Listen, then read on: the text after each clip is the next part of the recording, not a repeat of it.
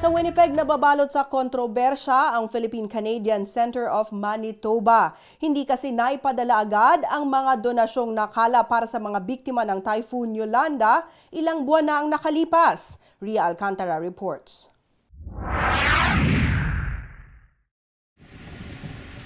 The Philippine-Canadian Center of Manitoba's Board of Directors and officers are under fire after news broke that relief goods and about $70,000 raised for Typhoon Yolanda victims was still in Winnipeg, 2 months after the typhoon hit the Philippines. Many kababayans were not too happy, especially since fundraising events were held immediately to send relief to those who in need. It's unacceptable for a lot of people who make an effort to rush and donate just to make sure that they help in any little way they can. Matters were made worse during the center's recent annual general meeting, allegedly kept secret from the public.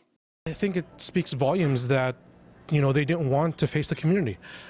If you want to have a secret meeting and follow the constitutional rules by informing the community by mail, then that's great. But it's not the most common sense way to have 22 people at the AGM represent a community that's 65,000 people strong. PCCM President Lito Taruk, for his part, admits there was a mistake in the group's handling of the donations. In good faith po, ang komite ay nagdesisyon po na iantala yung pagpapadala sa Pilipinas dahil po doon sa pinalabas ng federal government na mamatchan po nila yung kung magkano po dollar per dollar ang donasyon.